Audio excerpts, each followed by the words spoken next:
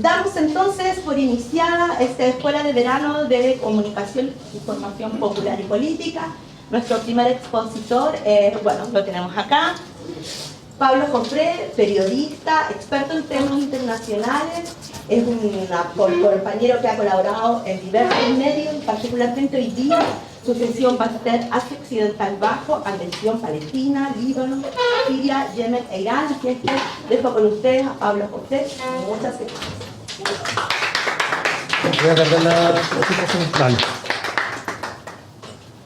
¿Quieres que se escucha bien o no? Sí, ya. Mira, yo traje una presentación y primero me presento, Pablo Jofré, periodista, ahí con el análisis internacional, principalmente en medios del eje del mal, ¿no? Rusia Today, Sputnik, Telesur, Hispan TV y otros.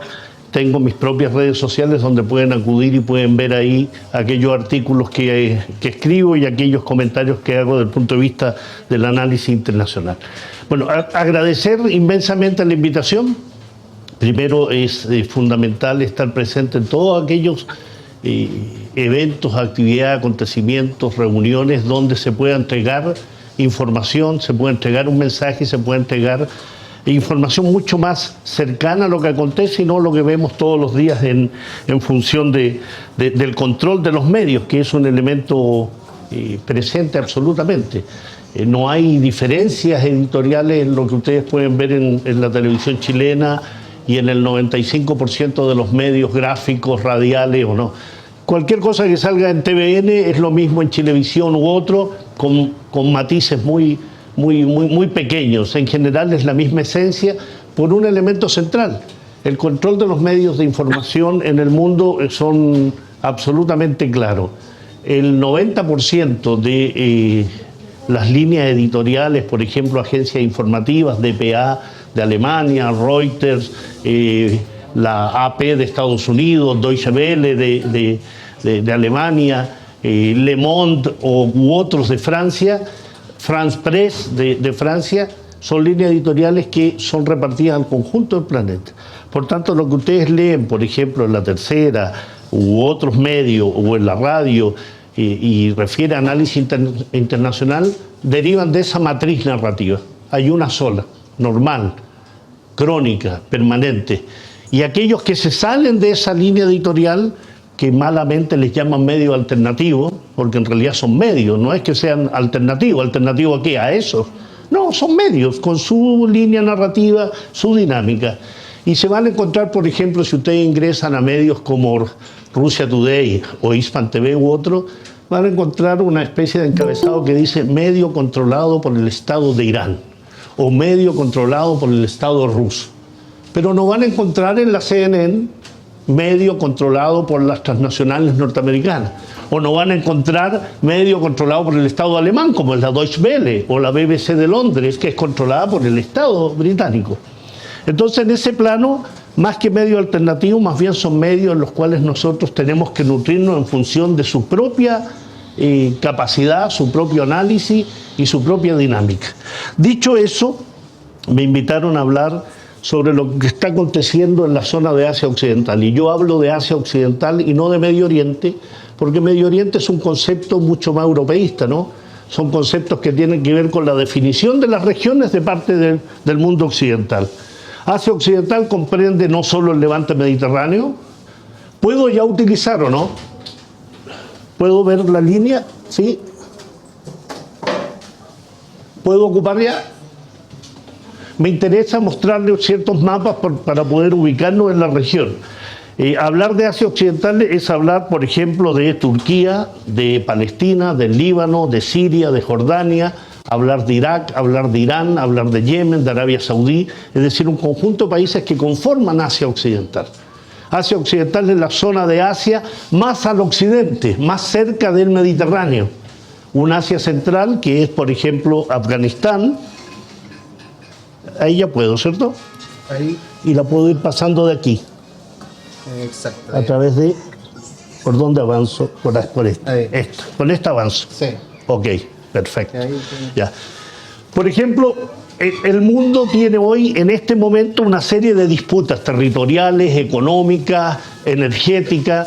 Y el gran problema, el gran punto central de discusión hoy en el mundo tiene que ver con el control de centros y yacimientos de petróleo, de gas, pero también de agua. Pero algo más y fundamental en virtud de eso tiene que ver con lo que se denominan los pasos marítimos, ¿no? Hay 4 grandes ejes del comercio internacional, no solo el comercio marítimo internacional.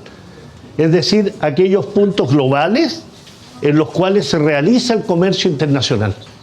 Entonces uno dice, ¿qué importancia tiene el estar centrando las discusiones en la zona del canal de Suez, por ejemplo? El canal de Suez es la zona que comunica el Océano Índico con el Mar Rojo y con el canal de Suez y por tanto con el Mediterráneo. Es decir, la economía de gran parte de la zona de Asia más oriental pasa por el canal de Suez.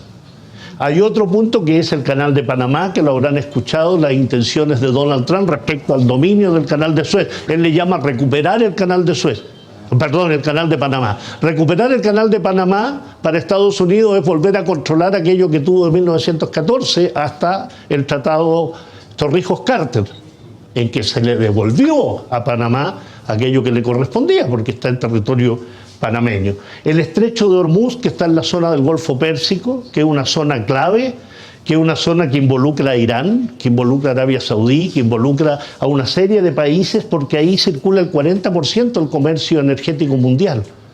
Es decir, lo que sale del Golfo Pérsico, que es donde están países como Arabia Saudí, Bahrein, Emiratos Árabes Unidos, Kuwait, Irak, Irán, Arabia Saudí, Omán, circula por el estrecho de Hormuz.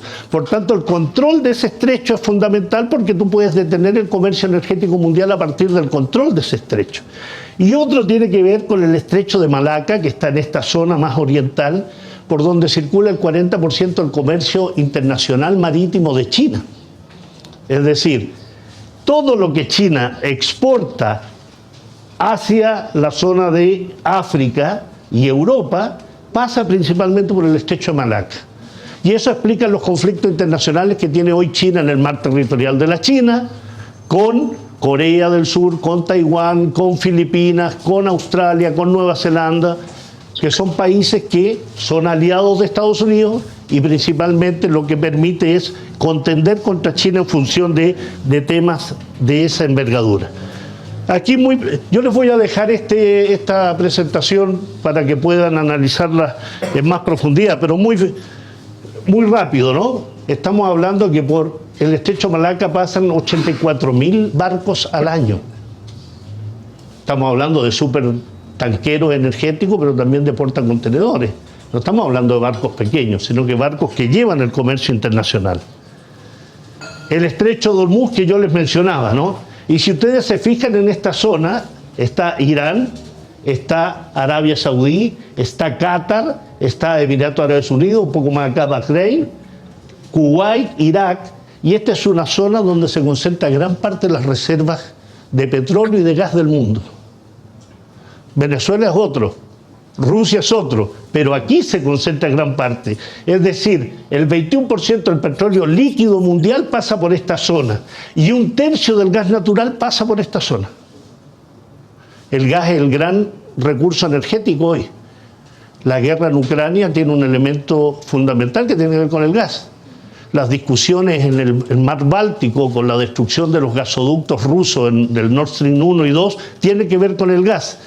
Es decir, ustedes van viendo que en definitiva se va generando una dinámica de control hegemónico de ciertas zonas. Estrecho de Hormuz, estrecho de Malaca acá, pero este estrecho es muy importante.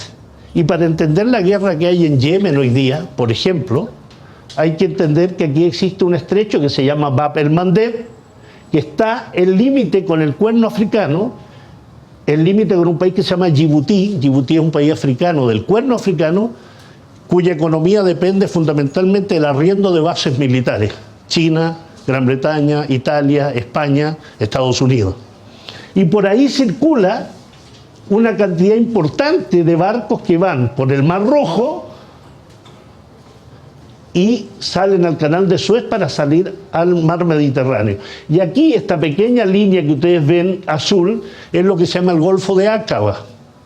Y lo que ha hecho Yemen en virtud del apoyo al pueblo palestino es que este pequeño país y en general el movimiento Ansarolá, que los medios de comunicación occidentales les llaman hutíes, pero en realidad se llama Ansarolá.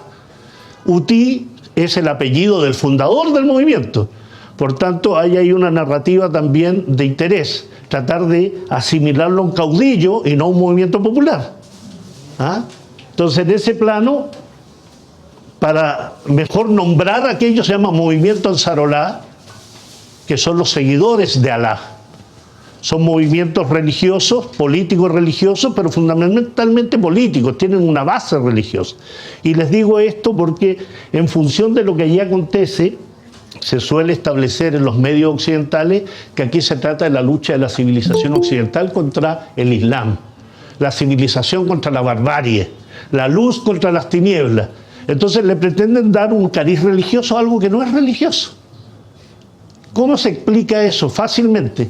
Lo que está aconteciendo, por ejemplo, en Siria, con la toma del poder de los grupos terroristas, porque son grupos terroristas los que se tomaron el poder, con el apoyo fundamental de Turquía por el norte, Israel por el sur, las bases norteamericanas que ahí estaban latentes, porque en Siria nunca hubo una guerra civil. ¿No? Nunca hubo una guerra civil. Es parte de la narrativa también. No, que los sirios en realidad se levantaron contra Bashar al-Assad. Cuando en el 2011 comienza lo que Occidente llama la primavera árabe, pero que el mundo islámico le llama el despertar islámico, lo que allí aconteció fue que Arabia Saudí, Bahrein, Emirato Árabe Unido, Israel, Estados Unidos y países occidentales, europeos principalmente, formaron a cientos de grupos terroristas. Y otros los trasladaron desde Irak a Siria para tratar de derrocar a Siria, al gobierno sirio, fragmentar. Ese era el objetivo principal, la balcanización, que es un concepto que tiene que ver con dividir a los países en distintas etnias y facciones. Una zona sunita, una zona chiita, una zona kurda, que es lo que uno observa en Siria, ¿no? Aparte de los pasos marítimos que yo les mencionaba, está circulando ya, y es un tema ya recurrente a partir de lo que el señor Trump ha dicho respecto a Canadá y respecto a Groenlandia. Ahí es un tema que tiene muchos años, pero que hoy sale a la luz con mucha fuerza, que se llama el Círculo Polar Ártico, y se llama la nueva ruta de la seda a través del Círculo Polar Ártico. El cambio climático lo que está originando son ciertas zonas del planeta que están perdiendo la capacidad de tener hielos permanentes y por tanto los deshielos y la contaminación que se genera abre nuevas rutas y una de esas es el Círculo Polar Ártico. Por tanto se reduce el transporte marítimo desde Francia hasta Beijing en al menos 15 días. Eso, desde el punto de vista del comercio internacional, es un ahorro para las grandes empresas. Por tanto, el establecer una nueva ruta de la seda te permite ahorrar, mira, te permite ahorrar el Mediterráneo, el Canal de Suez y pasar por zonas que se consideran peligrosas. Y tú lo haces solo por el Círculo Polar Ártico. Y de allí que tengamos a Donald Trump diciendo que le va a comprar Groenlandia a Dinamarca. No es un tema menor, porque la discusión que se da ahí es ¿por qué un país como Estados Unidos, de perogrullo podemos decir Estados Unidos permanentemente busca la hegemonía? Sí, claro, pero ¿por qué la busca? Porque Groenlandia es una isla enorme que está en el centro del Círculo Polar Ártico, con enormes riquezas petroleras, con enormes yacimientos de gas, y además en el centro de la ruta que China está desarrollando. Entonces él dice, yo quiero comprar Groenlandia. Dinamarca está en todo un proceso, porque Groenlandia como provincia de Dinamarca ha sostenido hace muchos años que quiere la independencia de Dinamarca. Entonces se da en un momento histórico en que efectivamente las fuerzas proestadounidenses pueden generar una declaración de independencia y una cercanía a Estados Unidos y por tanto el arriendo de bases militares, el establecimiento de fuerzas norteamericanas en la zona. ¿Por qué el Canal de Panamá? donde Estados Unidos dice quiero recuperar el canal por la importancia que tiene en virtud de los proyectos chinos a través de Nicaragua, por ejemplo, que era un proyecto que está postergado de establecer un canal interoceánico entre el Atlántico y el Pacífico a través de Nicaragua, aprovechando los lagos que tiene Nicaragua. ¿Y por qué Canadá? Habrán escuchado que Trump ha dicho que Canadá podría ser el Estado 51 de Estados Unidos. Y sintomáticamente Justin Trudeau, el primer ministro, viaja a Estados Unidos, se entrevista y luego renuncia al cargo de primer ministro. Bueno, tiene que ver con esto también, porque Canadá es parte de los países ribereños del Círculo Polar Ártico, ¿no? Estos son todos los países ribereños del Círculo Polar Ártico que tiene un Consejo Ártico que fue fundado hace por lo menos 20 años atrás, en el cual en el año 2022 se expulsó a Rusia. Entonces quedaron solo países como Finlandia y Suecia, que son miembros actuales de la OTAN, se integraron a la OTAN, Noruega, estamos hablando de Islandia, Groenlandia, límite, Canadá, Alaska, que pertenece a Estados Unidos, lógicamente, y por tanto el control de lo que significan 22 millones de kilómetros cuadrados de zonas que en general en el transcurso del año no están con hielo, ¿no? Son navegables, permiten entonces desarrollar la idea de una zona marítima nueva. ¿Por qué el control del canal de Suez? Porque el canal de Suez permite en la salida de Egipto también la entrada a yacimientos de gas que están frente a Asia Occidental, frente al levante mediterráneo, frente a Gaza, frente al Líbano, frente a Siria. Entonces, cuando uno dice, ¿por qué este empecinamiento con Gaza? Además de la ideología sionista. ¿Por qué? Porque ahí hay yacimientos muy potentes de gas. Y en la confrontación entre Occidente y la Federación Rusa y China, el gas adquiere mucha importancia. Y la importancia radica en que hay proyectos gasíferos, como este, que se llama el proyecto del canal Ben Gurión. Ben Gurión era un primer ministro israelí, fundador del régimen israelí en el año 1948, que dicho sea de paso, su verdadero nombre era David Grun, de origen polaco, pero él lo que hizo fue semitizar su nombre, darle una historia hebrea para poder establecer todos estos mitos fundacionales que tiene Israel.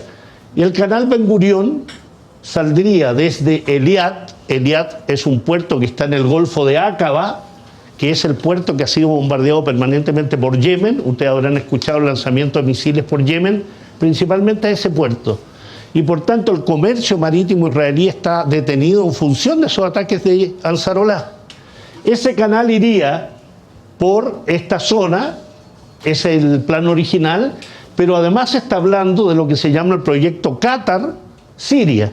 Entonces uno dice, ¿por qué el interés del año 2011 a la fecha de fragmentar Siria? ¿Por qué derrocar a Bashar al-Assad? ¿Y por qué generar una situación de desestabilización permanente? Petróleo, gas, control de oleoductos, control de gasoductos, control de pasos marítimos. Tres elementos centrales que explican las guerras. No es solo la ideología perversa del sionismo, no es solo el desquiciamiento genocida del régimen israelí. Se explica también en esto, y ustedes pueden ver de Qatar, lo que se llama el gasoducto Qatar-Turquía, que pasa por Jordania, que pasa por Siria y que termina en Turquía. Ese es un elemento central para entender por qué Qatar y por qué Turquía apoyan al Ejército Nacional Sirio, que no tiene que ver con el gobierno derrocado, así se llama, Ejército Nacional Sirio. ¿Por qué lo han apoyado con armas, con financiamiento, con apoyo político diplomático? Porque es el desarrollo de este gasoducto. ¿Por qué Estados Unidos apoya a las fuerzas de defensa sirias y a los kurdos sirios?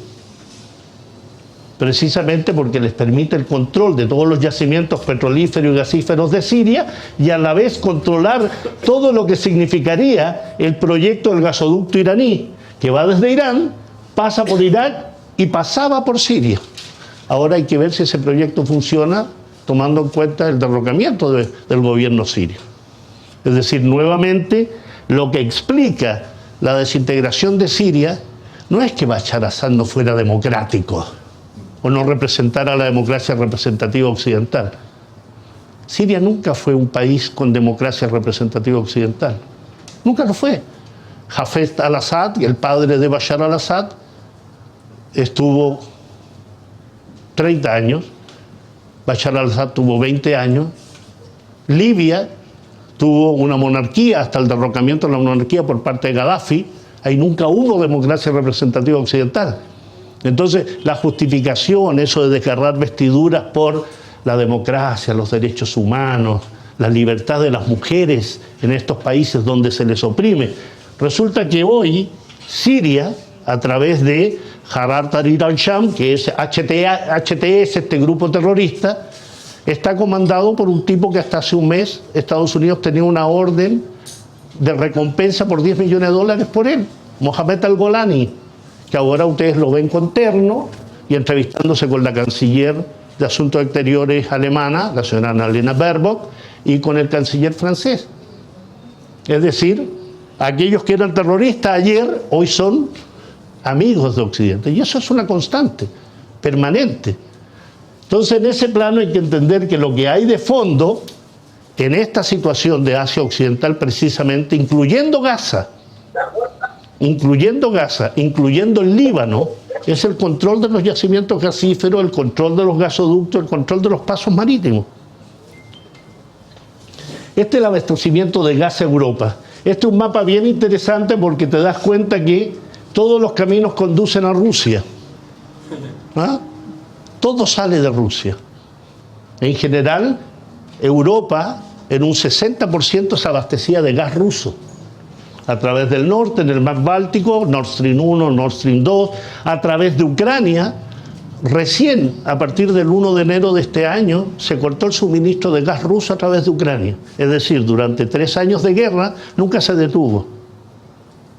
Porque Ucrania recibía un dinero por el arriendo de los gasoductos. Entonces, en ese plano, te das cuenta que detrás de una guerra está también la guerra que no se hace, pero que permite a los países tener acceso al gas. Europa no tiene gas. Los grandes yacimientos gasíferos que tenía el mar del Norte, el mar Báltico, gran parte de ellos desaparecieron, se extinguieron. El único que tiene hoy grandes yacimientos de gas, sobre todo gas, es Noruega, y Noruega se ha enriquecido vendiéndole gas a sus propios socios de la Unión Europea. Y el otro que se ha enriquecido es el mismo que obligó a Alemania a suspender los convenios y contratos con Rusia. Estados Unidos. Estados Unidos le dijo a Alemania, cuando estaba Angela Merkel, y luego mucho más con este señor Scholz, que no debía tener contratos con Rusia. Y por tanto Alemania, que había hecho inversiones por más de 20.000 millones de euros con Rusia, vio de la noche a la mañana suspendido eso. Y significa hoy que gran parte de los países europeos pagan 4 veces el valor del petróleo y el gas al que pagaban con Rusia. Eso no lo pagan los gobiernos, los pagan las sociedades europeas, ¿no? En función de intereses de un continente que en general cuando escribo sobre ello suelo llamarlo el nuevo patio trasero de Estados Unidos. No hay política exterior europea que sea soberana, no hay autodeterminación. La política exterior europea se maneja en Bruselas, en Bélgica, de ahí salen, no participan los ciudadanos europeos en la política exterior europea. No hay país miembro de la Unión Europea que pueda tener una política exterior propia, autónoma. Tiene que estar ceñida a lo que establece el Consejo de Europa. ¿Saben cuántas bases militares tiene China fuera de China? ¿Alguien podría decirlo? Una, Djibouti. ¿Rusia cuántas bases militares tiene fuera de Rusia? Tartus, en Siria, que está Kaliningrado, que es un enclave ruso en el mar Báltico, y no hay más. Pero resulta que China es un peligro, Rusia es un peligro. 800 bases militares norteamericanas en el mundo. 800 bases. ¿La China dónde está? Djibouti. 800 bases militares. ¿Y por qué China lo tiene en Djibouti? Por un acuerdo internacional. Incluso hay una película con Tom Hanks, ¿no? El pirata somalí que va por el Mar Rojo, y estos piratas que atacaban a los portacontenedores y petroleros. Entonces los países, las mayores potencias del mundo, decidieron proteger la navegación por el Mar Rojo. Y se estableció entonces una base militar china en Djibouti. Pero hay una base francesa, española, italiana, norteamericana, británica. Pero 800 bases militares. En Europa hay 240 bases militares. Y el peligro es Rusia. Y cuando Rusia, tras el fin de la ex Unión Soviética, le dice a Estados Unidos: quiero garantías de seguridad, que no va a haber expansión de la OTAN, la Organización del Tratado del Atlántico Norte, a mi frontera, quiero que me den esas garantías. Porque gran parte de los países que formaban la ex Unión Soviética y el bloque socialista pasaron a la OTAN. Entonces, ¿qué va a hacer un país de las características de Rusia cuando a las puertas de su frontera tiene bases militares, tiene misiles, tiene tropas, afectando su soberanía, su seguridad? ¿Por qué otros pueden hablar de seguridad nacional y Rusia no puede hablar de seguridad nacional? Es un elemento central. Entonces, cuando avanzan las revoluciones de colores, Georgia, Tayikistán y otros, Rusia le vuelve a decir a Estados Unidos: ni Georgia ni Ucrania. Golpe de Estado en Georgia, donde Rusia dice: no, pues esta no. Se llamó la guerra a los 5 días, ¿no? Donde Rusia entró con tropas y dijo: no, aquí no, pues esto es en mi frontera. Esa es la zona que se llama el Cáucaso Sur, que es otra zona enormemente rica en petróleo y en gas. Ahí está Armenia, está Georgia y está Azerbaiyán. Habrán escuchado ustedes que hace pocos años hubo una guerra entre Armenia y Azerbaiyán, donde Azerbaiyán recibió apoyo de Turquía y de Israel. En función, y Azerbaiyán tiene límites con Irán. O sea, la dinámica de movimientos del conflicto es muy intensa. Bases militares en la zona de Asia Occidental, que están rodeando a Irán. ¿Qué base militar tiene Irán fuera de Irán? Ninguna. Pero aquí en Bahrein está lo que se llama la quinta flota del Golfo Pérsico de Estados Unidos. Destructores, corbetas, portaaviones, submarinos, que navegan por el Golfo Pérsico. No es que se queden ahí. Bases militares, navales y aéreas en Arabia Saudí, en Omán, en Turquía, está una de las bases más grandes de la OTAN en la zona. En Siria hace 13 años hay bases militares norteamericanas. ¿Aceptadas por el gobierno sirio en la época? No, pues nunca lo aceptó, sino que en el fondo fue una invasión, como en Irak. Bases militares, y ahí puede haber una discusión, tal vez hay alguna ponencia que trate sobre eso, pero en algún momento dado en los círculos de izquierda salió la discusión de la defensa de la República de Rojava, los kurdos sirios. Entonces uno decía: ¿por qué defiendo la República de Rojava cuando los kurdos sirios son los principales aliados de Estados Unidos en la zona? ¿Por qué los apoyo? Porque la narrativa respecto a los Rojava o a la República de Rojava establecía que luchaban contra Daesh. Nunca lucharon contra Daesh. Ninguna de las potencias occidentales luchó contra Daesh o ISIS. La lucha la llevó a cabo Hezbollah, el gobierno sirio, el ejército sirio, Al-Qatar, Al-Hashat al-Shabi de Irak, o Kataib Hezbollah de Irak, principalmente milicias chiitas, no sunitas, ni kurdos. Entonces, cuando Occidente decía: estamos atacando a Daesh, en realidad nunca atacaron a Daesh. Daesh nunca atacó ninguna base militar occidental, nunca. Ninguna base ni ningún objetivo israelí, nunca. Nunca atacó a Arabia Saudí. Si el argumento era la defensa de las zonas sagradas del Islam, nunca hubo un ataque a Arabia Saudí, que es donde está la Meca, donde está todos los principales recintos sagrados del Islam. 2 de 3 recintos sagrados del Islam están en Arabia Saudí. Pero nunca hubo un ataque ahí. Pero sí en Yemen. Yemen fue agredida del año 2015 hasta el año 2023.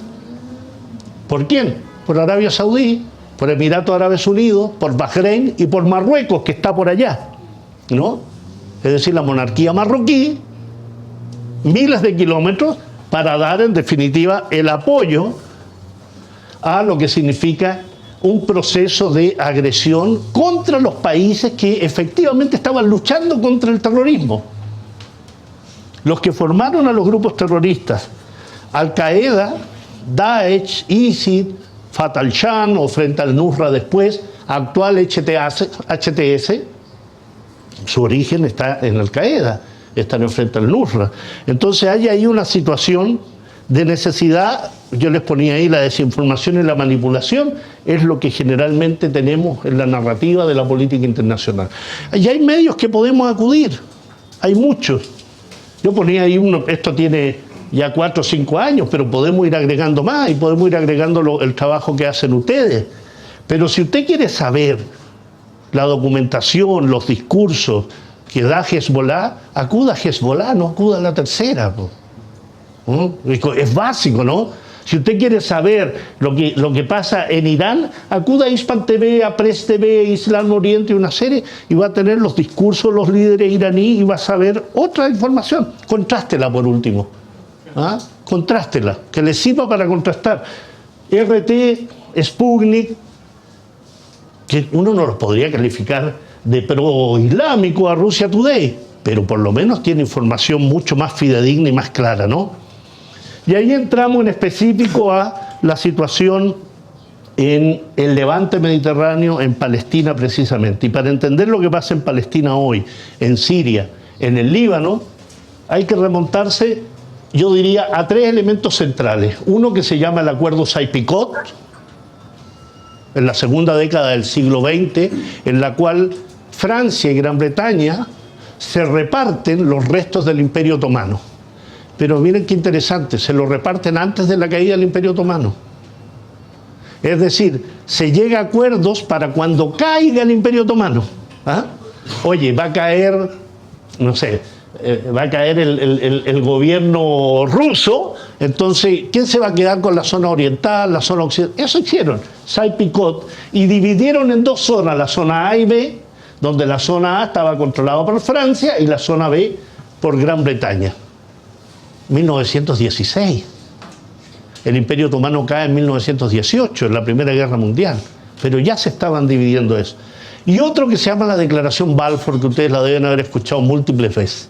La Declaración Balfour, que se hace muy contemporánea, en 1917, por el señor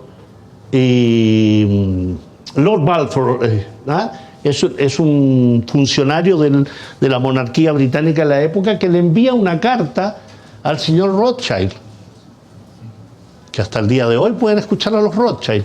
Dentro de las fortunas más poderosas del mundo está el señor Rothschild. Los fondos de pensiones del mundo son manejados por Rothschild, ¿verdad?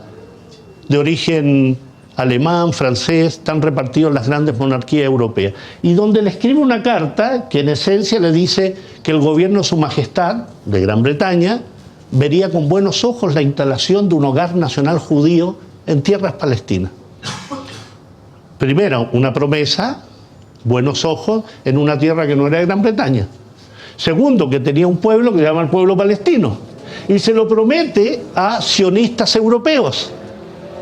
¿De creencia judía? Sí, pero no es un tema de judíos, es un tema de ideología. El movimiento sionista es un movimiento nacionalista, ideológicamente centrado en el racismo, en la segregación, en la ocupación de territorio. Le prometen eso. Cae el Imperio Otomano, termina la Primera Guerra Mundial y surge lo que se llamó la Sociedad de las Naciones, que es el antecedente de las Naciones Unidas, 1920. Y esa Sociedad de las Naciones establece el mandato de ciertos países europeos sobre los territorios que eran del Imperio Otomano. Por ejemplo, le entrega Palestina a Gran Bretaña y se inicia el mandato británico sobre Palestina, que dura hasta el año 48. Ese mandato terminaba el 14 de mayo de 1948 a las 23:59 de la noche. A mediodía de ese 14 de mayo, los sionistas, no los israelíes, porque no existía Israel, aquellos que tienen una noción respecto a que Israel y el mito y la religión y David y la onda y Salomón y todo, Israel no existía. Israel existe a partir del mediodía del 14 de mayo de 1948, cuando se crea esa entidad, a través de una declaración que ellos llamaron de independencia. Y una noción básica de independencia dice que un país se independiza de algo, de alguien. La pregunta es: ¿de quién se independizó Israel? ¿O de quién se independizaron los sionistas cuando esa tierra era Palestina? Ellos hablan de la lucha por la independencia. Bueno, ese es un proceso que además lo permiten las Naciones Unidas. ¿Lo permite en función de qué? En el año 1948 lo permite entre comillas. ¿Por qué? Porque la resolución 181 del año 1947, que es una resolución que usa Israel para decir y argumentar que legalmente le pertenece a Palestina, además del mito de Dios, que es una tierra prometida, un pueblo elegido y toda esa faramaña de mitos, es que la resolución 181 recomienda, eso dice la resolución, recomienda la partición de Palestina además, en un Estado judío y en un Estado palestino. ¿Por qué Palestina tendría que haber aceptado que un organismo internacional surgido en función de la victoria de los países aliados, donde además la Unión Soviética apoyó esa resolución, pero en virtud de un interés muy particular, que ojalá todos los judíos que tuvieran la zona se fueran a Palestina? Ese era el interés que tenían las autoridades rusas soviéticas de la época, que salga la mayor cantidad. Y por eso hoy en Israel la minoría mayoritaria son rusos, ucranianos, bielorrusos, rusos. Ellos son la mayoría de los colonos que hay en la zona. Esa resolución 181 fue rechazada por los palestinos, lógicamente, porque nunca fueron consultados, pero además rechazado por los países árabes de la zona, que ya sabían lo que se venía, y se establece la guerra del 48 y el comienzo, por tanto, de lo que se llama la ocupación, la colonización y el exterminio de Palestina. La Al-Nakba, o la catástrofe que se llama, ¿no? Que fue la expulsión de gran parte de los palestinos que vivían en la zona más cercana al Mediterráneo. 800.000 palestinos fueron expulsados de sus tierras. Este era el mapa de las Naciones Unidas que se llamaba el Plan de Partición, que se hizo en base a una comisión, la llamada Comisión Pell, que el señor Pell, británico, de la comunidad sionista británica, que viajó a Palestina y dijo: la situación está muy mal en Palestina, los judíos están peleando con los palestinos y otros pueblos árabes, lo mejor es dividir ese país. Entonces, en base a la Comisión Pell es que se establece y se recomienda la partición de Palestina, que establecía un 56% para los judíos, así llamados, no israelíes, porque aún no existía Israel, recuerden, nace el 48. Entonces decía para los judíos el 56% de las mejores tierras palestinas, donde hay acuíferos, zonas agrícolas. Y el otro 43,9%. ¿Por qué? Porque Jerusalén se dejó con un estatus especial, que le llamaban en jerga jurídica el corpus separatum, es decir, Jerusalén quedaba bajo el mandato internacional, no se podía tocar, porque los israelíes ya, el 48, decían que era su capital eterna e indivisible, y los palestinos dicen que es su capital permanente. Y esta es la trayectoria, y está bien, 2020 es un mapa antiguo, pero si le ponen 25 yo le diría que está exactamente igual. Esto era Palestina, el 100% verde. El año 47, con la partición, se hace esto, se dice la franja de Gaza, que era más que una franja pequeña, Cisjordania y la zona del norte, ¿no? Año 67, la guerra del 67, ocupación de Cisjordania, ocupación de Gaza, ocupación de los altos del Golán sirio, ocupación de la península del Sinaí egipcio, ocupación de las granjas de chiva libanesa. Año 2025, ahí está el queso Gruyère, es decir, no solo dejaste convertido a Gaza en eso, Gaza tiene 360 kilómetros cuadrados. Para que se den una idea de lo que significa 360 kilómetros, donde viven 2,3 millones de habitantes. La región de O'Higgins tiene 16.000 kilómetros cuadrados. Estamos hablando 40 veces, 50 veces más. Esa es la franja de Gaza.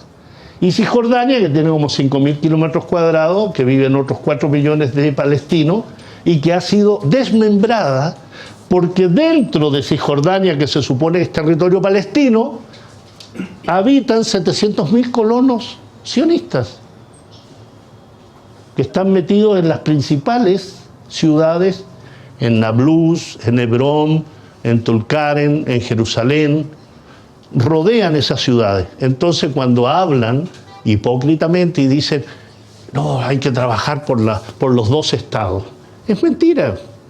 No hay posibilidad alguna de crear un estado palestino. No existe posibilidad alguna, mientras no se elimine el sionismo. Porque cuando tú hablas de eliminar el sionismo, saltan los judíos indignados y dicen, quieren eliminar de nuevo al pueblo judío. No, el sionismo, la ideología. Nadie quiso eliminar a los alemanes tras el fin de la Segunda Guerra Mundial. Lo que se eliminó fue el nacionalsocialismo. Es decir, que legalmente se impida el desarrollo de una ideología como esta, que es absolutamente criminal. Eso se los voy a dejar, pero son elementos de... Lo azul se imaginarán lo que es, son las muertes israelíes, y las rojas son las muertes palestinas a lo largo de estos años, ¿no? Entonces, no es tampoco una guerra. No es ni la guerra de Israel contra Gaza y no es la guerra de Israel contra Hamas. No, pues es un proceso de ocupación, de colonización y genocidio. Una guerra equilibrada. Palestina no tiene ejército, Palestina no tiene aviones, no tiene tanques, no tiene blindados, no tiene submarinos, naves de guerra, no tiene drones. Tiene elementos muy sencillos de resistencia frente a Israel. Ahí en esta página está el acuerdo de Oslo, que también se habla. El acuerdo de Oslo, que se cumplan los acuerdos de Oslo. Les recomiendo una película que se llama Oslo. Se llama así, la pueden ver en algún canal, para darse cuenta de cómo, en general, todo lo que se acordó fue simplemente un engaño. Nada se cumplió. Ni el status quo de Jerusalén, ni el retorno de los refugiados palestinos, ni la salida de los asentamientos israelíes, ni las cuestiones de seguridad, ni las fronteras. Más aún, que son elementos que no se suelen hablar, en cuestiones de seguridad existen dos gobiernos en Palestina. Hamas en la Franja de Gaza y la Autoridad Nacional Palestina en Cisjordania. Y la Autoridad Nacional Palestina es simplemente un gobierno, yo le llamo el gobierno de Vichy. En la Segunda Guerra Mundial Francia fue dividida y la Francia de Vichy era la Francia que colaboraba con los nazis. Mahmoud Abbas es un colaborador de Israel, es mantener el status quo de Palestina. Ha impedido el desarrollo porque las elecciones del 2006 las ganó Hamas y ahí hubo un golpe de Estado contra Hamas entre Estados Unidos, Israel y la Autoridad Nacional Palestina. Entonces, en ese plano es muy difícil hablar de una Autoridad Nacional Palestina que quiera resistencia y que quiera autodeterminación cuando se está asesinando a la resistencia palestina también a manos de la Coordinación de Seguridad de Abbas. Esos son los acuerdos, las intifadas, intifada de 1988, que es la que desencadena finalmente los acuerdos de Oslo, la intifada del 2000 que desencadena la salida de los asentamientos israelíes de Gaza. Pero cuando salen los asentamientos y se le da el golpe de Estado a Hamas, se establece el bloqueo de Gaza del 2006 hasta el 2023, el 6 de octubre del 2023, Gaza estaba bloqueada por tierra, mar y aire, absolutamente. Gaza actualmente, los crímenes de Israel, esto se lo voy a dejar, Operación Tormenta Al-Aqsa. Hay gente, que lo denomino yo, que son parte de la teoría del buenismo, que suelen decir, la embarró Hamas, porque mira la respuesta que le dio Israel. No, pues sí, legalmente el derecho internacional le permite a los pueblos ocupados y colonizados el derecho a la resistencia, el derecho al alzamiento, el derecho a la rebelión. Lo que no permite es que la potencia ocupante argumente legítima defensa y argumente autodefensa o atacar en función de una autodefensa. No existe, no está permitido que una potencia ocupante ocupe ese argumento. Eje de la resistencia, me quedan 3 minutos, eje de la resistencia, del cual ya ha salido uno, pero yo tengo mucha esperanza de que efectivamente las fuerzas de la resistencia en Siria que se logren aglutinar logren incorporarse también, porque lo que se pretende con Siria es la fragmentación total. Ya está ocupado, ya está la zona sur ocupada por Israel, la zona norte por Turquía, y por tanto ahí indudablemente lo que ustedes ven aquí es una división de grupos de las ramas del Islam, chiitas y sunitas, como para entender la división, no entender el punto de vista de los combates y la resistencia, porque en general si tú ocupas el Líbano, como se ocupó en la guerra del 78, la guerra del 82, la del 2000-2006, luchaban cristianos, sunitas, chiitas, yazidíes y cualquier confesión, ¿no? Entonces es un tema de autodeterminación. El conflicto líbano-israelí sí podríamos denominarlo como un conflicto a diferencia de Palestina y los israelíes, porque en general en el Líbano, que hay dos fuerzas militares muy potentes, una más potente que la otra. Existe un ejército libanés que no tiene ninguna fuerza, que es más bien un ejército pro-occidental, que es el que en virtud del cese al fuego está ocupando la frontera con Israel o con la Palestina histórica ocupada, y Hezbollah, que es un movimiento de resistencia, es un movimiento político, social y militar. ¿Ah? Y Hezbollah no es una milicia, tiene una rama militar, pero tiene elementos políticos, gobierna, es parte del gobierno libanés, tiene trabajo, inserción social muy potente. Entonces ahí sí podemos hablar de conflicto, porque además tiene allí Hezbollah elementos militares mucho más potentes que los que pueda tener Hamas o la yihad islámica. Siria. Hoy la realidad de Siria nos indica lo siguiente: los Altos del Golán, que fue ocupado en 1967 y que había una zona siria y una zona ocupada por Israel, ya está ocupada completamente por Israel. Pero además penetraron en el territorio sirio y ocupan hoy 600 kilómetros cuadrados.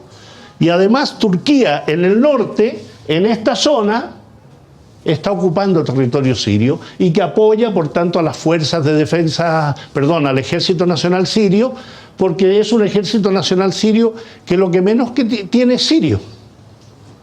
La mayoría son mercenarios.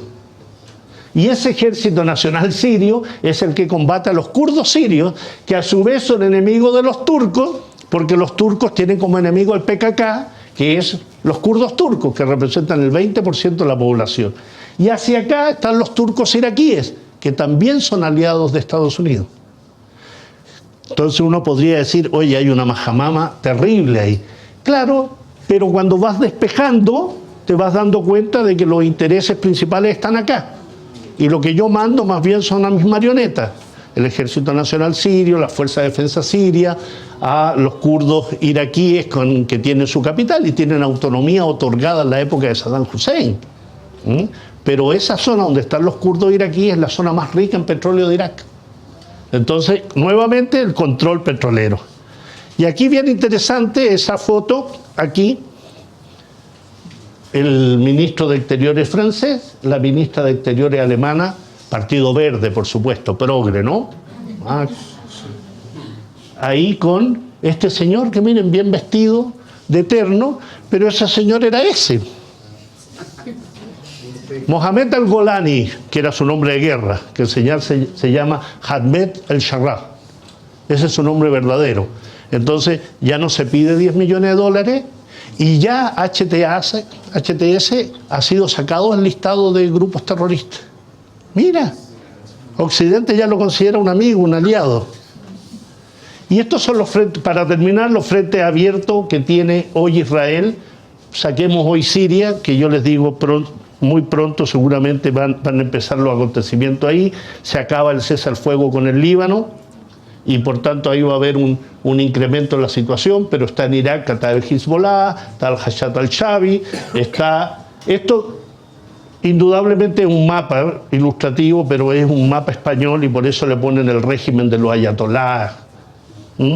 Son denominaciones. Yemen. Yemen es muy interesante y con esto sí que voy a terminar. Yemen es el país más pobre del mundo árabe, el más pobre del mundo árabe.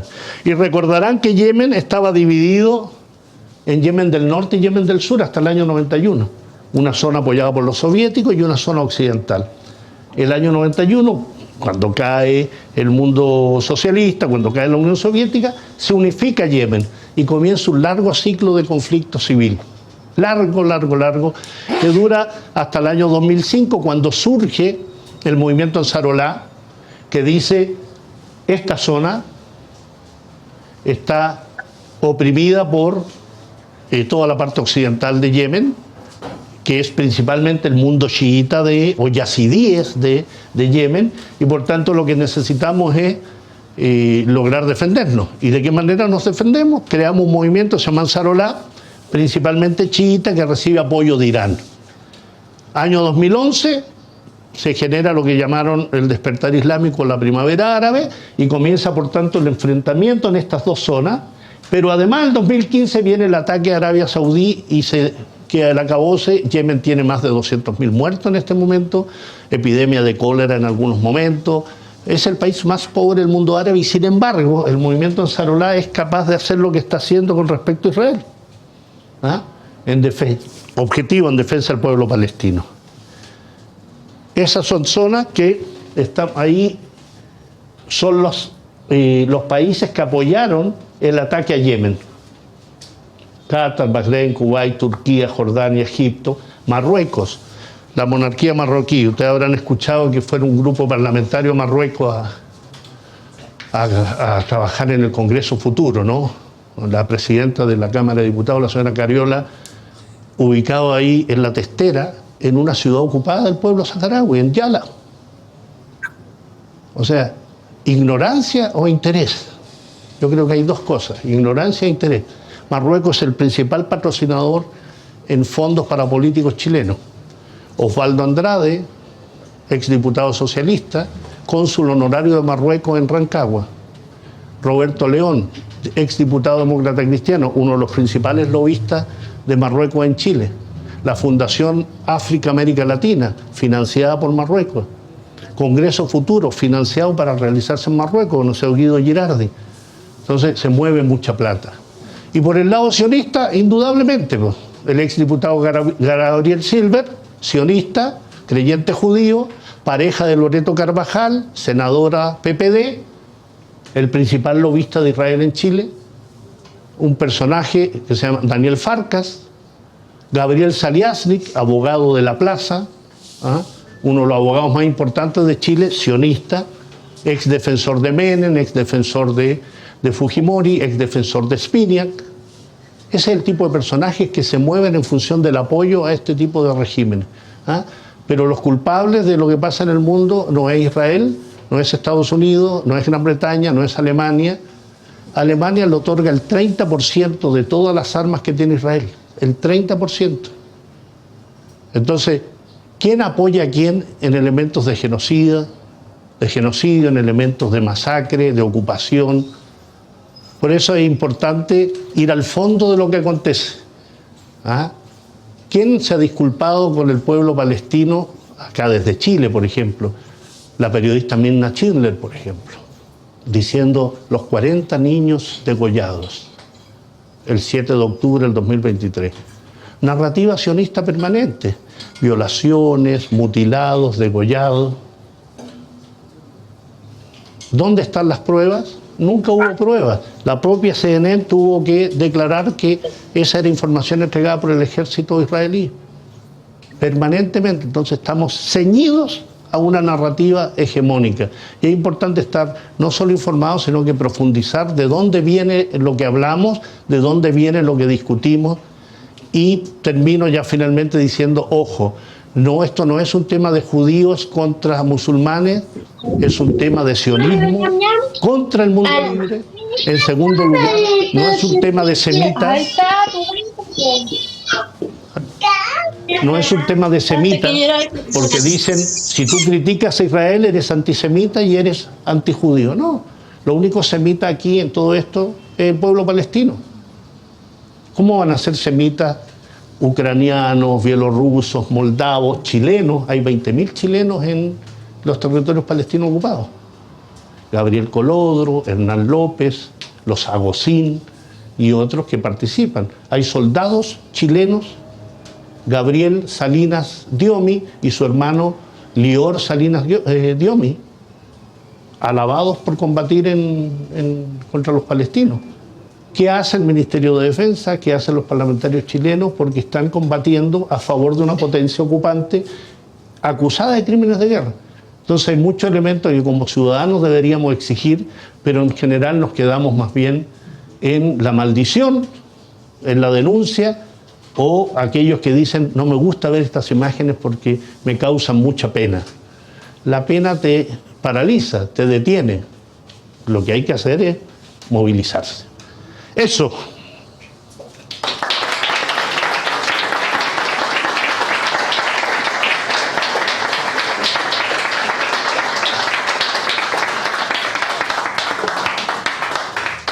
Ese era Irán, él era el que me faltaba, ¿no? Preguntas, hay un espacio para las preguntas, consultas, opiniones.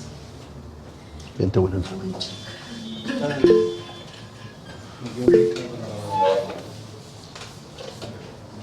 No sean tímidos. Una preguntita, chica.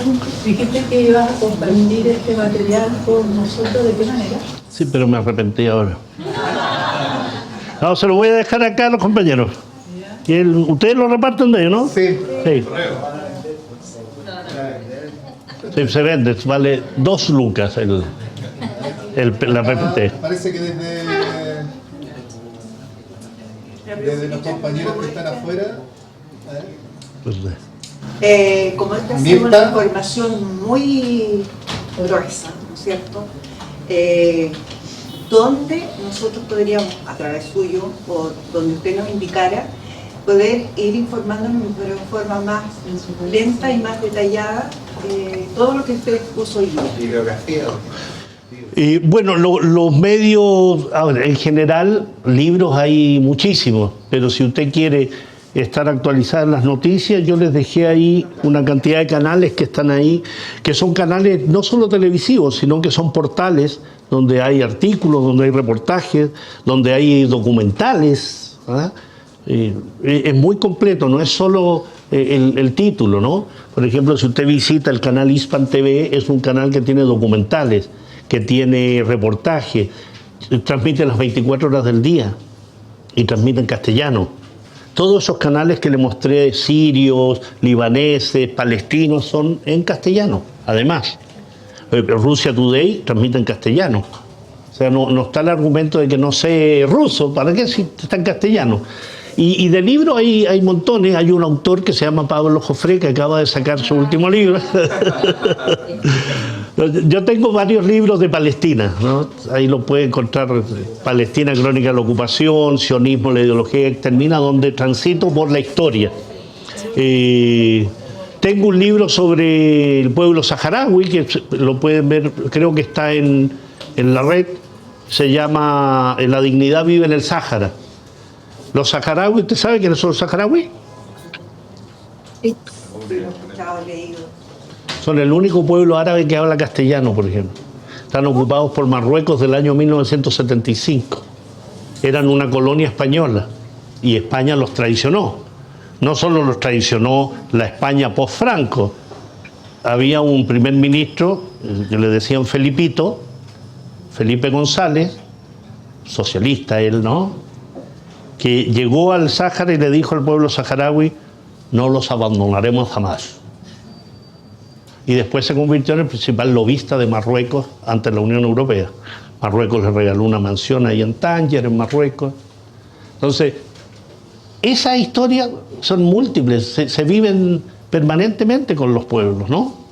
Y con el Líbano tiene facciones cristianas, tiene facciones chiías, sunias, y tienen una particularidad política muy interesante. Acaban de elegir al presidente. El presidente tiene que ser maronita, que es una creencia. El presidente del Parlamento tiene que ser chiita y el primer ministro tiene que ser sunita. Pero esos son acuerdos de hace 60 años, porque la demografía ya indica que los chiíes son muchos más que los otros. Pero Occidente reclama de que se mantenga ese estatus, porque les conviene. Entonces, hay una serie de particularidades en ese mundo que es necesario entenderlo. Por ejemplo, entender que los palestinos son un pueblo que vive ahí permanentemente. Eran los antiguos filistinos. Estaban antes que cualquier hebreo, incluso, que llaman, ¿no? Hebreo significa los que cruzan el río, hebrei. Y les llamaron así porque los filisteos, los cananeos, los amoritas que vivían ahí hace 3.500 años, un día se encontraron con estos inmigrantes que cruzaron el río Jordán y les llamaron en arameo los hebrei, los que cruzan el río. Entonces, si a ellos les gusta ese tipo de historia, entonces hay que argumentarles con historia, pero historia legítima, no de que hay un Dios que es un terrateniente o que tiene propiedades inmobiliarias y que le entrega al pueblo elegido. ¿Quién lo eligió a ellos como pueblo elegido?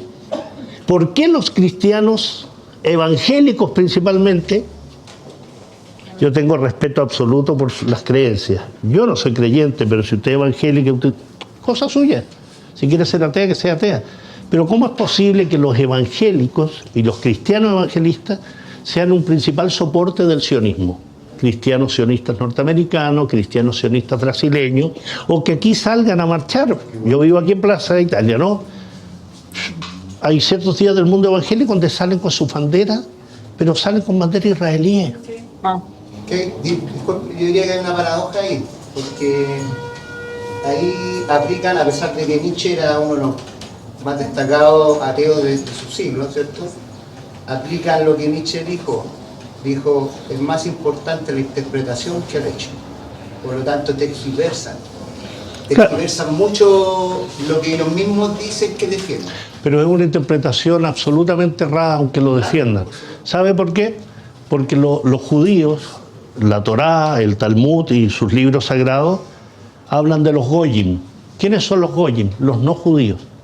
Y por tanto, en el rigor religioso del Talmud se permite el asesinato de todo aquel que no sea judío. Y eso no es que lo inventé yo. Lo esgrimen los rabinos más ortodoxos en Israel, de que está permitido asesinar a los bebés palestinos porque no son judíos. Primero, es una religión que ha sido tergiversada absolutamente, precisamente por el sionismo, porque en Palestina vivían judíos, eran árabes de creencia judía, no habían europeos de creencia judía. Ellos empiezan a llegar en un proceso de colonización.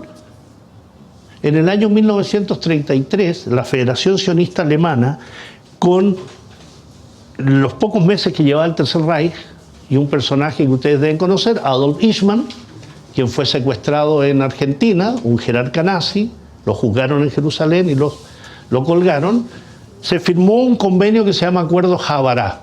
Ustedes lo pueden buscar, Habará, H-A-A, Bará con B corta, Habará, que significa en hebreo transferencia. 1933. Inicios de lo que ellos llaman la persecución judía, ¿no? Entonces, Eichmann, por el gobierno de Hitler, y la Federación Sionista Alemana firman este acuerdo por el cual se permite la salida de 300.000 alemanes de Alemania que es de creencia judía. 240.000 se fueron a Inglaterra y a Estados Unidos, 60.000 se fueron a Palestina, pero bajo ciertas condiciones.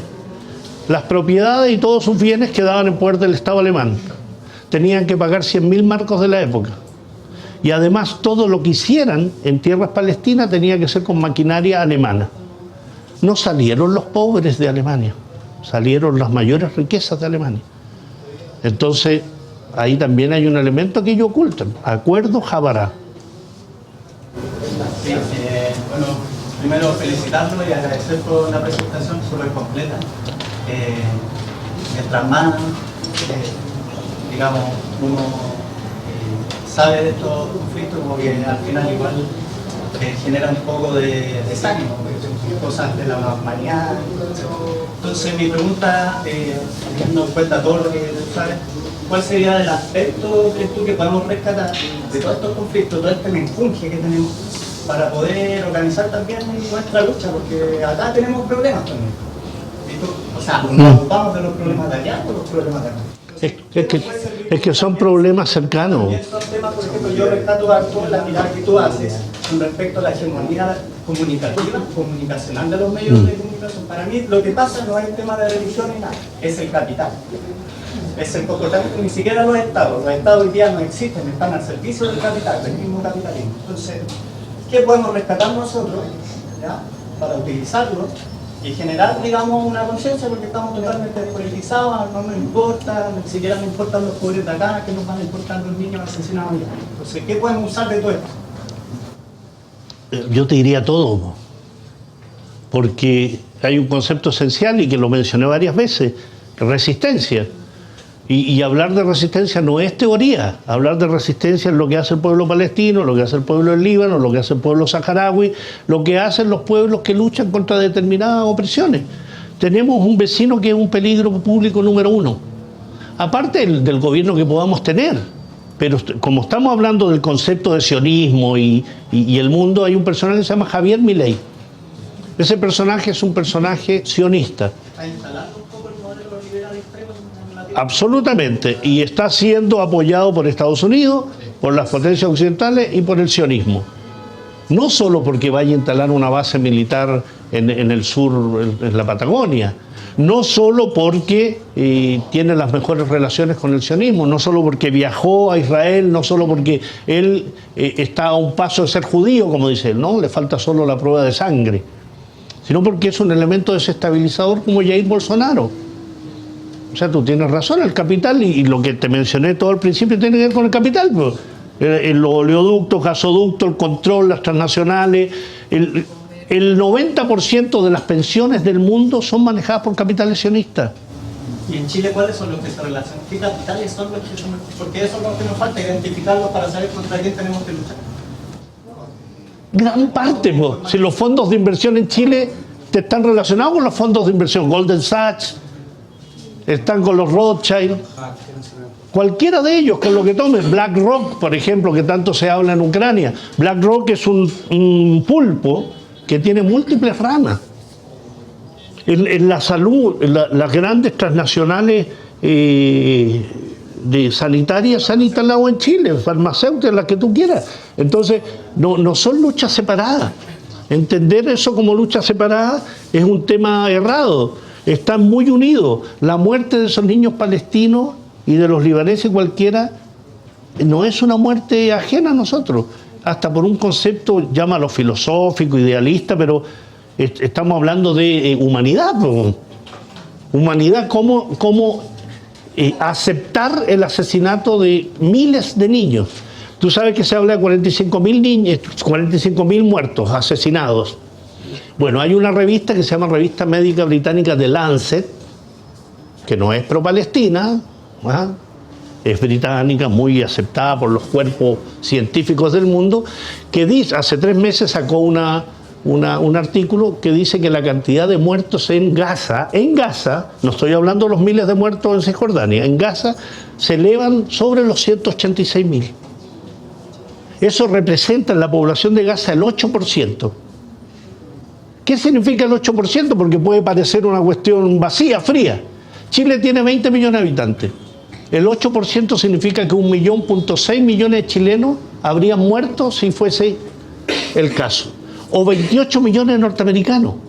Esa es la magnitud del genocidio, porque es un genocidio. Y por tanto, también está la lucha a favor de eso aquí en Chile. No podemos aceptar que la comunidad judía de Chile sea cómplice. No podemos aceptar que el gobierno siga teniendo un embajador como el que tiene. No podemos aceptar que el Sistema Nacional de Satélites de Chile haya sido licitado con una empresa israelí. Cuando tú dices, ¿qué podemos hacer? El System, Rafael Advan, son empresas militares israelíes de las más grandes del mundo que tienen convenios con el ejército y la policía. En la lucha del pueblo mapuche, Camilo Catrillanca fue asesinado por el Comando Jungla. ¿Dónde se formó el Comando Jungla? En Colombia. ¿Quiénes formaron el Comando Jungla? El Mossad israelí y soldados colombianos. ¿Quiénes le están hoy día? INRI Chapter, que es un sistema de espionaje telefónico. Va a ser licitado. Va a ser licitado y ¿saben de dónde viene esa empresa? De Israel, pues. Entonces, no es ajeno, porque el sionismo no es solo Israel. el sionismo hacia Estados Unidos. Joe Biden es sionista. El 2016 él dijo, no soy judío, pero soy sionista. Donald Trump es sionista. Su yerno es sionista. Jared Kushner, ¿ya?, que es el principal financista de asentamientos sionistas en Cisjordania. 5 de los principales cargos del nuevo gobierno de Trump son sionistas. Marco Rubio, inmigrante cubano, secretario de Estado. La embajadora de Estados Unidos ante la ONU declaró que la ONU era un nido de antisemitismo. Ella va a ser la embajadora de Estados Unidos en la ONU. El embajador de Estados Unidos en Israel era un tipo que dice que no existen los asentamientos, que esos son barrios judíos. En el gabinete de Joe Biden, de los 19 secretarios de Estado o ministros, 15 son sionistas, son judíos, de creencia judía. Entonces, no es ajeno.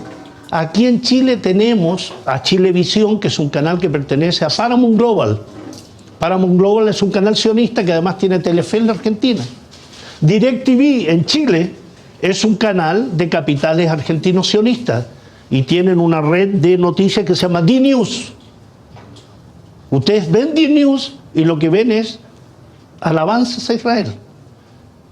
Si ustedes, a mí me gustan las series, me gustan las películas y todo, entonces, recorran alguna vez la parrilla de Netflix o de Amazon Prime y van a ver Hunter, Fauda, todas series relacionadas con el sionismo. Editoriales en Chile que sacan libros. Mira, tenemos la costurera de Auschwitz, el sastre de Auschwitz, el fotógrafo de Auschwitz, el carpintero de Auschwitz, el tatuador de Auschwitz. Entonces uno podría decir, pero eso, mira, 80 años de eso. Pero fíjate la capacidad narrativa que tienen. Y tienen dinero, claro que tienen dinero, pero tienen esa capacidad de victimizarse permanentemente. Ellos son las víctimas hoy día, no los palestinos. Nos atacaron, una masacre, revivieron el Holocausto. Mentira. ¿Ah? Hay un autor israelí, historiador israelí, que se llama Norman Finkelstein, estadounidense en realidad de padre, que estuvieron en Auschwitz y en Majdanek. Y Norman Finkelstein tiene un libro que se llama La industria del Holocausto. La industria del Holocausto, donde dice, el Holocausto fue el gran negocio del sionismo. Alemania le sigue entregando a Israel 120.000 millones de dólares, le ha entregado hasta el momento. No fue a las víctimas, ni a los familiares, fue para fortalecer el sionismo. Profesor, ¿quieren preguntar desde la casa? No. No, ya no. Mirta, ¿puedes preguntar ahora? Sí, gracias. ¿Andrés? No. No, disculpa, ya. Pablo. No. Ya, muchas gracias. Mira, yo es que no sé si son preguntas, pero más que nada dudas. Tengo varias con respecto a Gaza y Palestina, porque, bueno, además yo participo en la coordinadora por Palestina, entonces estoy siempre en actividades de capacitación, he aprendido mucho en este tiempo, ¿ya? Y lo que más me llama la atención es la inhumanidad con la que responden las autoridades internacionales. O sea, no entiendo, la verdad es algo, no lo entiendo. Ahora recién estaba leyendo que son 64.260 personas asesinadas en Gaza. Entonces, no entiendo cómo es posible que a esta altura de la civilización, ya que parece que más que civilización y sin civilización, suceda esto. Eso, o sea, yo entiendo lo que tú dijiste, todas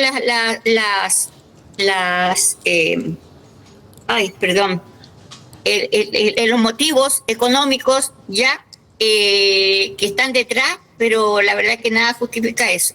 Era un comentario general nomás con respecto a eso. Lo otro, me preocupa mucho esto de Trump, que quiere comprar Groenlandia y todo lo que explicaste tú, el Círculo Polar Ártico, que yo no lo sabía, ¿ya? Que si quiere favorecer, por la independencia de Groenlandia, significaría también que quiere favorecer la independencia de Canadá, de UCA, o sea, es como capaz, ¿ya? Y si le interesan tanto yo no sé si nosotros estamos como muy lejos de su interés, pero como que pudiera tener de repente ganas de comprar la Antártica. Eso. Gracias. Discúlpalo. Ya. Sí, mira, primero no me sorprende la inhumanidad, pues porque ha sido parte de la historia de la humanidad. O sea, es así, no hay ninguna sorpresa en eso. Y están los intereses económicos, geopolíticos, estratégicos, energéticos detrás, no debe ser una sorpresa. Lo importante, lo que tú dices, es que eso te conmueva aún, pues. ¿Ah? Yo creo que eso es un elemento fundamental, que aún te conmueva eso. Lo peor sería lo que pasa en estas sociedades donde no se conmueven, ¿no? Y yo creo que si hay un elemento positivo dentro de todo esto macabro, es que muchas sociedades, muchos pueblos han salido a la calle, incluso en los países que apoyan al sionismo. Multitudes en Madrid, en Melbourne, en Nueva York, en Washington, en París. Eso es muy importante porque son elementos que van sentando bases también de resistencia y de disconformidad y de crítica a lo que sucede. No es gratuito que lo que está haciendo Israel. Tiene grandes pérdidas económicas. O sea, sanciones, que muchos países, o dejar de comprar productos. Por eso les mencionaba yo que Chile debería dejar, primero, no tener relaciones con Israel; segundo, suspender todos los convenios, suspender todos convenios de cooperación cultural. Por eso es una vergüenza que la rectora de la Universidad de Chile hable de que el conocimiento no se cancela. No, pues si no es cancelar el conocimiento, es cancelar los convenios con alguien que no quiere conocimiento, que niega la condición de ser humano a otros seres humanos. Entonces, en ese plano, creo que indudablemente no nos debe sorprender lo que acontece, porque Europa ha vivido su historia en virtud de eso. Los grandes genocidios de los pueblos originarios en nuestro continente, los genocidios en África. Ruanda y Burundi tuvieron una guerra y en Ruanda hubo un exterminio de comunidades que superaron las 800.000 personas en 6 meses. Y Europa no hizo absolutamente nada. En Argelia, los franceses mataron a 1 millón de argelinos en su guerra de independencia. Entonces no es sorpresa, no nos debe causar sorpresa. Lo que nos debe motivar es poder cambiar esto de alguna forma. Tal vez algunos vamos a morir sin que eso cambie, pero eso no implica que no hagamos algo. Y sobre Trump, Trump es un megalómano, es un personaje que lo que busca es lo que él llama el America First, ¿no? El América primero. Es decir, no le interesa el resto del planeta, no le interesan los europeos para él son personajes también de segundo orden, y los latinoamericanos más aún. ¿Qué le interesa? Quiere cerrar la frontera con México, y no sería raro, no es casual el interés de Argentina junto a Estados Unidos y el Comando Sur, con una base militar en la cual tiene proyección hacia la Antártida. Entonces, ante eso, el gobierno chileno no ha dicho absolutamente nada, más allá de que el señor Boric haya ido al Polo Sur, pero no hay una declaración política al respecto. No hay declaraciones respecto a las discusiones de las decisiones, incluso de Rusia, respecto a las prospecciones mineras en la Antártida. Es decir, el Tratado Antártico prohíbe la explotación comercial de la Antártida, y eso debería ser renovado. O sea, hay muchos elementos al respecto. Pablo, cortito, ¿se puede encontrar el dato de cuando estaban en días militares a Palestina? Chile. Nosotros intentamos buscarlo, ¿no? ¿Chile? ¿Sí? No, el Estado no ha enviado militares a Chile. No, son mercenarios, pero no es que sea cualquier mercenario. Son hijos de chilenos de creencia judía que van a hacer el servicio militar allá. Pero ellos además son oficiales. Es que ese es el punto, porque nosotros encontramos un dato una vez que había muerto un militar chileno en el conflicto actual. y se intentó por todos los lugares buscar cómo se interpelaron y hay muchas personas que se quedaron como calladas mirando para abajo, como que había un apoyo a Israel y parte del Estado. No, en eso no, porque sería dispararse en el pie. No puedes defender el envío de soldados. Primero porque no son soldados del ejército chileno, son personajes que hacen el servicio militar allá, que viven allá, y en Israel lo que se movilizó fue a más de 300.000 reservistas. Y si los tipos son colonos chilenos allá, sirven en el ejército. En este caso te nombro a dos hermanos, Gabriel Salinas y Lior Salinas. Pero hay un tercero, que es un sargento que lleva muchos años allá, y esto trascendió porque el tipo es miembro del comité de chilenos en Israel, donde está Gabriel Colodro, donde está Héctor López. Este tipo se llama Walter Jacob Sharet. Walter Jacob Sharet. Es un sargento de la unidad de voceros del ejército. Son los nombres que se pueden distinguir, y además está la presencia de israelí en Chile, que es el caso de Sahar Hishoren, que se está pidiendo una orden de detención, que la impulsó Hugo Gutiérrez y que ahora la tomaron los abogados de la comunidad palestina. Es decir, no es que el Estado mande. Cuando yo te digo que dice la ministra de Defensa, es qué dicen respecto a que chilenos actúen como mercenarios en otro país. O sea, si tú acudes a mis redes sociales, yo presento ahí el video donde una chilena, que es miembro del directorio de chilenos en Israel, prende una velita, el Yanuká prende una velita por estos dos hermanos y le agradece la entrega por el Estado de Israel, dice. Gracias, Gabriel, gracias, Lior.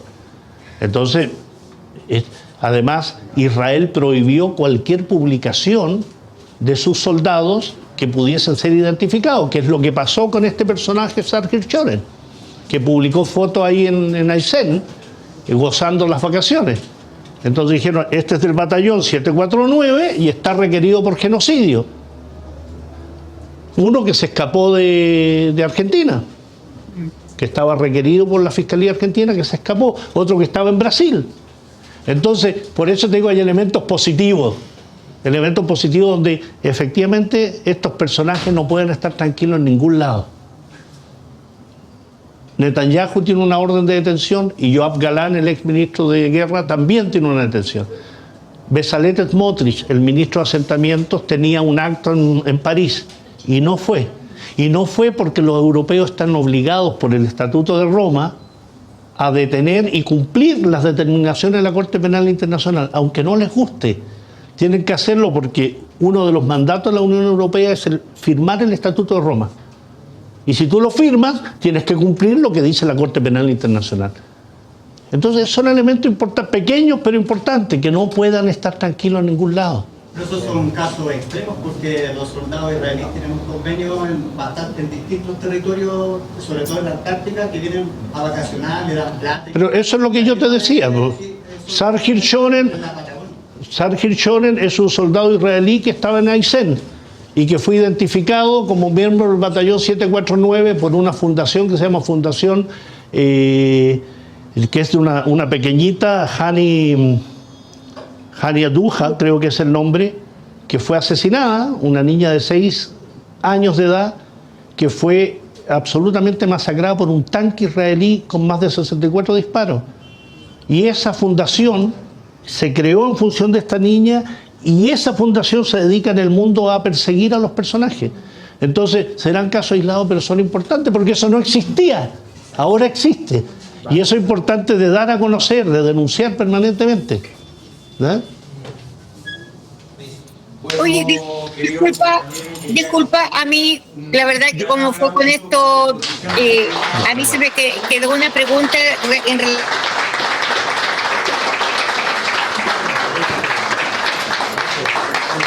Me voy a llevar.